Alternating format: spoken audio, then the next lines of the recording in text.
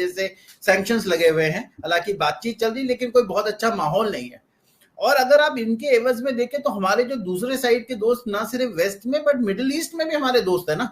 अगर आप उसको यूएई को देख लें, आप सऊदी अरब को भी देख लें, और हमारा एक बहुत ही अच्छा एक रिलेशनशिप बैलेंस चल रहा है, जिसके अंदर कि हम ये समझते हैं कि आप कोई भी किसी भी तरीके के ब्लॉक्स हो, हमारे दोनों तरफ ब्लॉक्स के अंदर कहीं ना कहीं हमारी मतलब एक बैलेंसिंग एक्ट है और हम दोनों जगह अवेलेबल है। ये जो उन्होंने खोला है, इसका नाम international north south transport corridor कहते हैं इसको, INSTC। और ये अगर आप देखें तो ये 8 जून को इसके बारे में बातचीत हुई थी, और ईरान के जो फॉरेन मिनिस्टर है मिस्टर हुसैन, वो उस वक्त इंडिया में आए हुए थे, और उसी दिन रशिया के जो प्रेसिडेंट है व्लादिमीर पुतिन और ईरानियन प्रेसिडेंट के बीच में बात हुई। तो अगर आप देखें तो ईरान, इंडिया और रशिया एक पेज पे होकर एक कॉरिडोर को 8 जून को आपस में बात करके इसको खोलते हैं।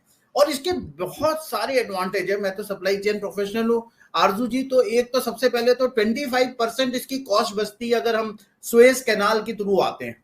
और दूसरी बात आपको पता ही है, सुएज कैनाल जो है वो अपने आप में एक चोक पॉइंट है।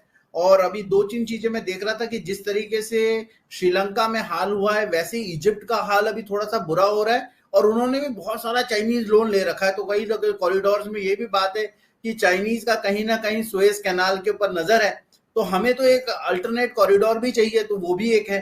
दूसरी बात, अगर आप देखें ओरिजिनली जब सुएज कैनाल के थ्रू हमारे पास में यूरोप से हमारा ट्रेड होता है तो 40 डेज का सफर है, जबकि यहाँ पे ये सिर्फ 25 दिन का सफर है।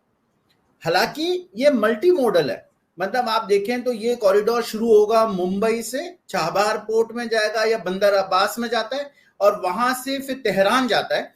तेहरान से ये रेलवे कॉरिडोर ले सकते हैं, रोड ले सकते हैं, और फिर वो कैस्पियन सी में जाता है। फिर अस्त्राखान एक वोल्गा सिटी के पास, वोल्गा रिवर के पास में एक जॉइंट पोर्ट है ईरान और रशिया का, तो उसके ऊपर ये वहां जाता है। तो एक मल्टी मॉडल है जिसमें शिप, रेल और रोड तीनों का इस्तेमाल होगा। लेकिन एक चीज ना आरजू, जब आपने मेरे को बोला कि आज इस पे बात करेंगे, तो मैंने बड़े ध्यान से इस बातचीत को देखा कि इसका और क्या फायदा हो रहा है। इस 3 कंट्री के अलावा जो इंडिया का ट्रेड है, वो जो कैस्पियन सी के आसपास में कंट्रीज हैं, चाहे वो आर्मेनिया है, अजरबैजान है, तुर्कमेनिस्तान है, उज्बेकिस्तान है, ये सारी कंट्रीज से कनेक्शन बढ़ेगा। क्योंकि आपका अगर वो सी में पहुंच गए तो आप अपनी शिप को तो कहीं भी लेके जा सकते हैं ना। तो वो एक बड़ा एडवांटेज है कि आपने एक BRI जो चाइनीज डेवलप कर रहे हैं, वो सीपेक के थ्रू उसका एक अल्टरनेट रूट बना दिया है। और उसका सिग्निफिकेंस बहुत बड़ा है अगर आप देखें उस चीज को, कि सडनली हमें एक यूरोप का जो रूट है वहां से मिला है, और ईरान को उसमें बेहद फायदा है, जहां पे पर्शिया, रशिया और इंडियन मार्केट, एशियन मार्केट एक हो रहे हैं।